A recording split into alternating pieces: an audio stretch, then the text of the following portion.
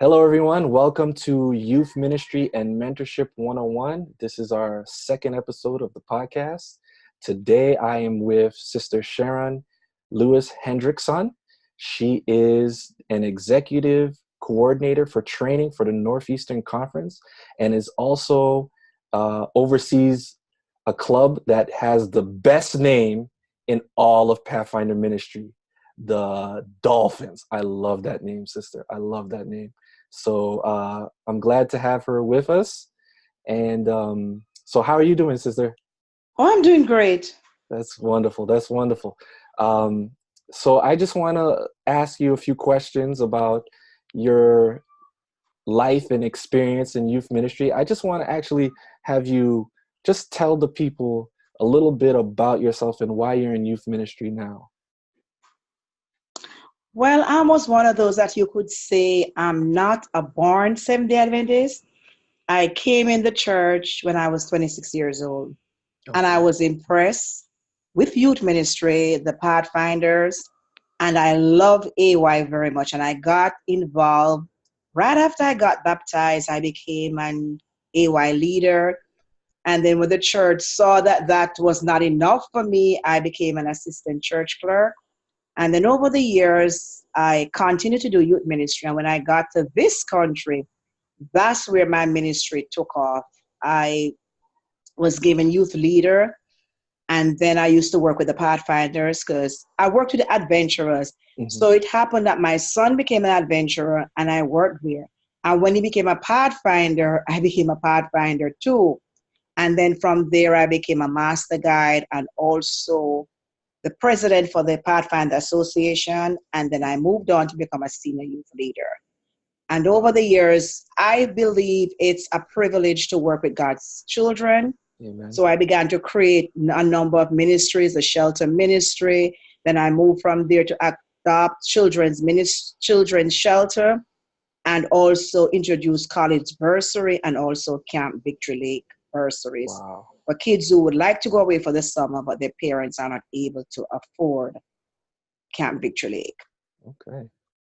Wow. So it's interesting to see that when we have someone in Pathfinder ministry who's very dedicated, that they actually do a lot of other things.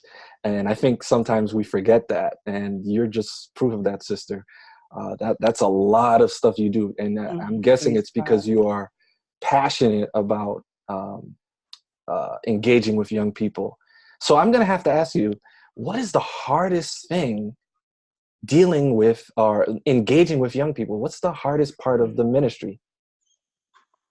I think the hardest part is getting them to cooperate with you in terms of seeing the bigger picture, which is always redemption. Mm-hmm. So they would come to club and you have certain things lined out for them. For example, whether it's drilling or marching or whatever it might be, or the book work. But they just see it as something that I do and get over with it and move on to the next activity, not realizing that the end goal is redemption. And also, it's a partnership with our parents. And sometimes our parents are so tardy. Mm-hmm. Or my favorite statement is they're working the helly dollar that they cannot see that their kids need to be focused. Mm-hmm. They need to spend some time with them. They need to reach out to their directors or coordinators and help to build a future for their kids. Wow. Yeah. This is interesting because whenever I have Pathfinder area coordinators or youth ministers or people in club ministries, it's basically, I'm getting the similar answers of, we need parents to understand that they need to sacrifice with us as well, that we're giving our time and we're not just a babysitting service. We are an empowerment service. We are training your young people, but we also want the parents involved as well. So that's good. Let me ask for your area specifically. You're in Northeastern Conference, which is part of the Atlantic Union. What difficulties or challenges do you see that are specific to your conference?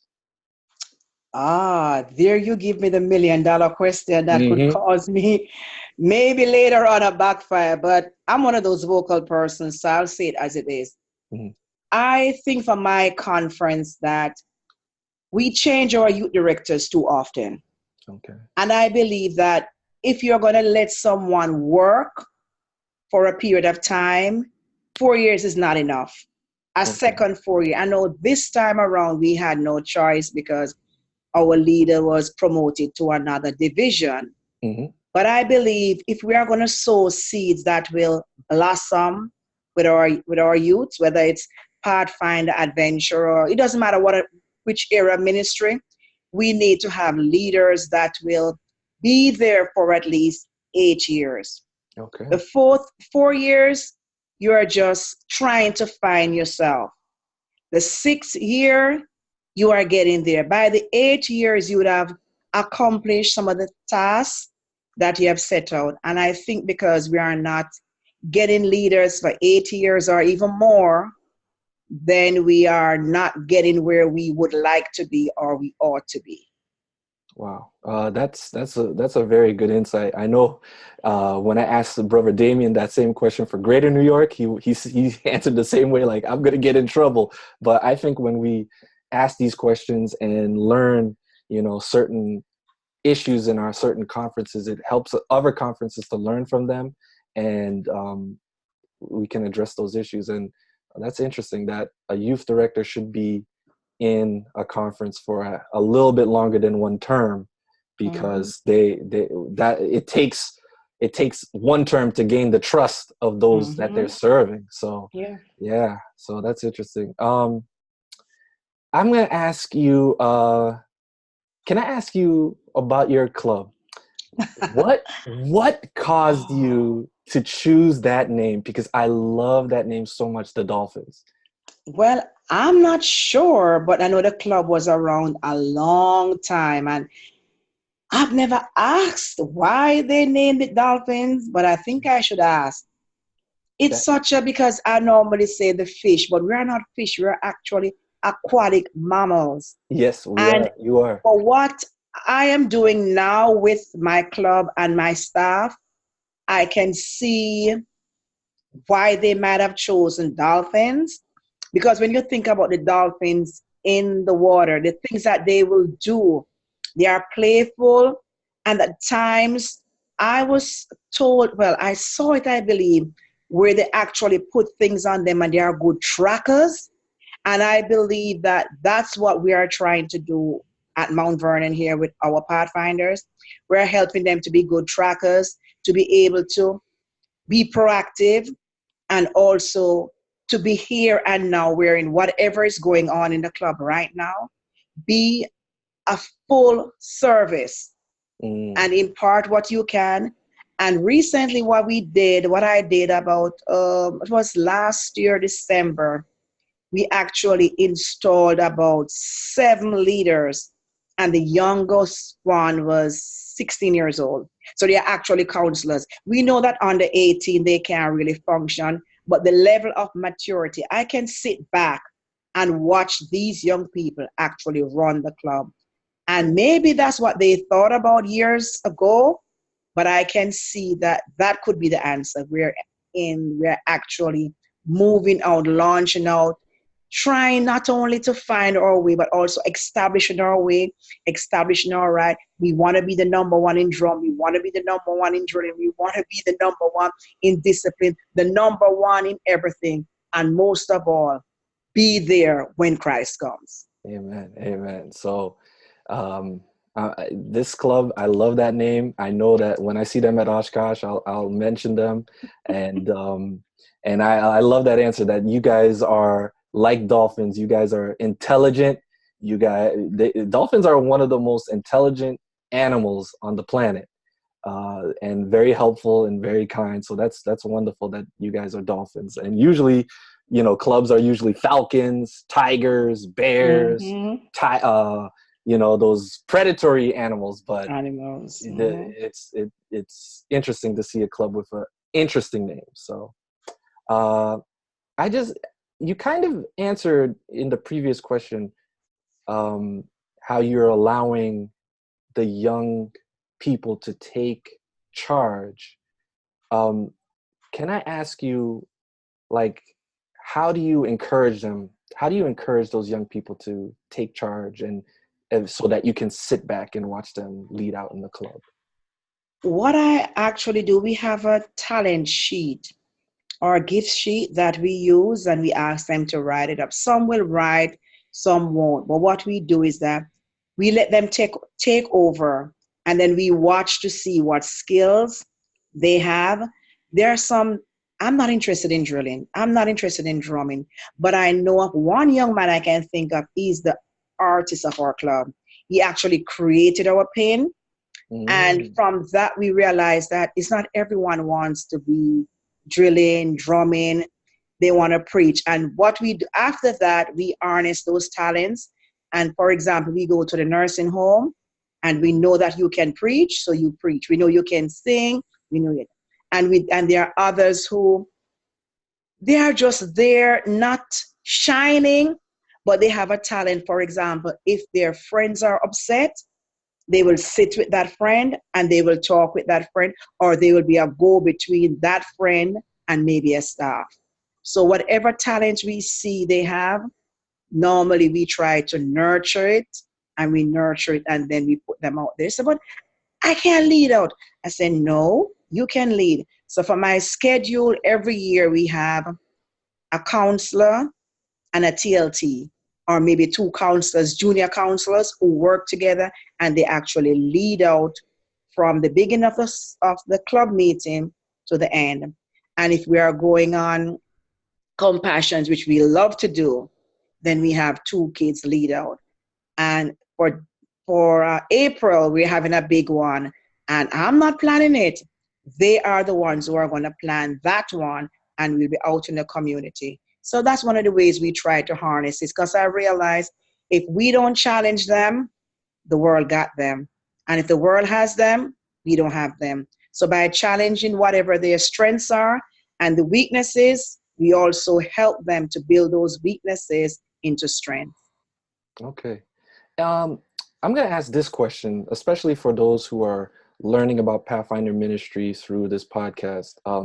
You are the executive coordinator for training. Assistant executive yes, coordinator. executive, yeah. So can you tell us a little bit about that ministry and what it entails in club ministries? All right. What happened is that before Dr. McKenzie left, he decided that he wanted to get some executive officers together, whether it's executive or his assistant executive.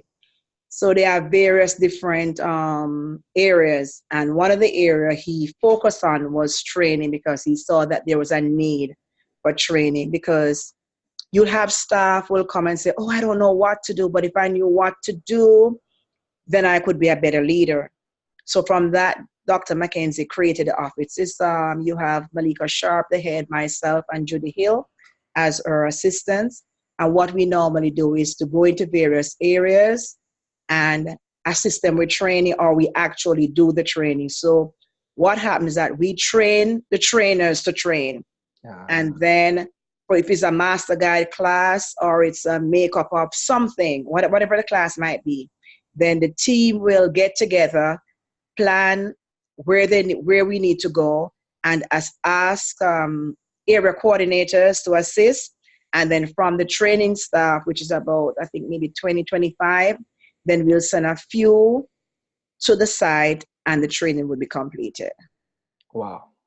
And I know that's a heavy undertaking, because within Pathfinder Ministry, there are so many aspects that a lot of directors need to learn. Sometimes they've just been elected and they don't have that much experience, and they want to know how to run an honor class, how to lead out in TLT ministry. I remember going all around the conference teaching drilling and marching. So I know that's a lot of work. That's a lot of work. And it's not only for Pathfinder ministry, it's also for Adventurer ministry too. Wow. Okay. And so Adventure, now you're teaching how to do awards and how to incorporate the parents into the ministry because they need to be there. All these kinds of things, how to deal with the age groups. Age group, yeah. Yeah, that's a big one too. Teaching each level investiture achievement. So that's a lot. Um, I have just two more questions for you. Do you have any mentors, or do you remember any mentors that really assisted you in the ministry, that helped you to, encourage you to keep going forward, to when you were discouraged, when you felt down, or, really assisted you in some way that you remember? Yeah, I can think of a few. As a matter of fact, I'm from Jamaica, and I was never Seventh-day Adventist in Jamaica, but I had a student, and I guess I can call her name. I won't call her last name. Her name is Karita. And she would tell me about the Advent message, but at that time you were locked up because, Mhm. I thought they were cults. But that's all I heard about in Jamaica. Wow. But when I got here, and I'm older than her, she was the one who started. I got baptized. She was the one who started to push me, say, you can become the Federation president. I said, Federation who? What? What are you talking about? And I told her I would pray about it, but I never prayed, because if you ask God for something, you better be prepared, because he's going to give it to you. And then a few months after we had the election, then I became the Federation president. And since then, she has encouraged me. In the Pathfinder ministry, I can think of someone, her name is Dr. Rima Kenton. I mean, I wanted to be like her, the best director. I remember when she was a director for 7 years straight, the Dolphins were number one. Wow. I wanted to be like her. I wanted to do the club like her. She's still around. And my prayer mentor is really an elderly lady, very elderly, and her name is Inez. If something is going on and, I'm going to get upset about it, she said, no, stop. We're going to pray about it. And there are others. I mean, I don't want to name everybody, but there are some. And I realized through these circumstances and with these individuals praying and helping me along the way, I know that if it was not for them and others, then I know maybe I would not have made it. Wow. And I'm glad for those prayers and those encouragement. Wow. So I'm glad for that answer, because I think when I have these youth leaders on this podcast, a lot of times many people might be listening and saying, wow, they do so much. They do so much in youth ministry. And they might think that we are some kind of different breed of human being. But we get discouraged. We come home and we talk to our significant other and say, oh man, it was a rough day in youth ministry. And we need those words of encouragement. We need those mentors to help us stay strong, and we need prayer. And I'm glad you talked about you have a prayer mentor, because oh man, if we didn't have prayer, so many times we would quit in this ministry, because it's very tough. It's thankless so many times, and it is very, very, very difficult. But I'm glad that you mentioned that for us, sister.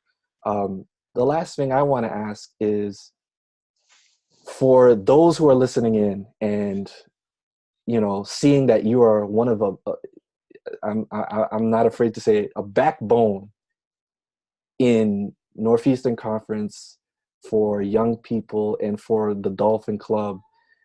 You are assisting young people to know about Jesus and to come up, and I know in the future they'll look at you and they'll say, thank you for what you did. I just want to ask you, for those who are looking up to you right now, and wanting and seeing that they could become a director one day, and they can be helping out in the conference one day, do you have any words of encouragement for them to keep going, to continue in this work, to help young people? Yes, my final thought would be, do not get hung up on titles or programs. We are doing a ministry that saves lives. And sometimes, and you got to make sure that you have your one-on-one time with God. That's what's going to help you through it. And you can be the best Pathfinder director, adventurer, the best AY leader or area coordinator. But you got to spend time and you got to learn. You got to teach yourself the work. So you go to trainings and you get information. Google, read books, get inspiration from others, go to conventions, go to Congress, whatever it is. And when you get your information, you begin to put them in little boxes. And whenever a situation arises, that will be your toolbox. So you can go to your toolbox. Oh, yes, I went to that convention and I heard that presenter said you can use these things. And then you make your personal toolbox. And your personal toolbox should always have prayers. Prayers, prayers, prayers, prayers. And you can do it. You can soar high, very high. You don't have to stay down here. But once you get caught up in your title, you will not make it. And you don't need a title to work for God. You can create a ministry. You can create a ministry with just one, just you. Be passionate about it.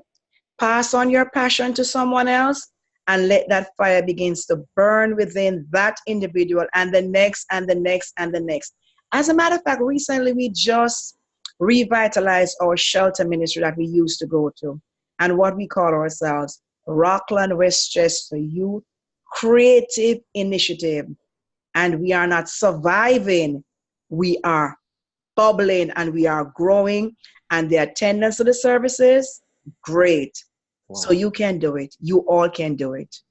All right. Thank you so much for that, sister. That was some powerful words of encouragement. So I thank you for coming on this podcast and giving your experience, your knowledge, and how you help out in your conference and your club, and how you mentor young people. So we ask all those who are listening in to feel free to share this to other people who are aspiring into youth ministry, and so that we can spread this knowledge.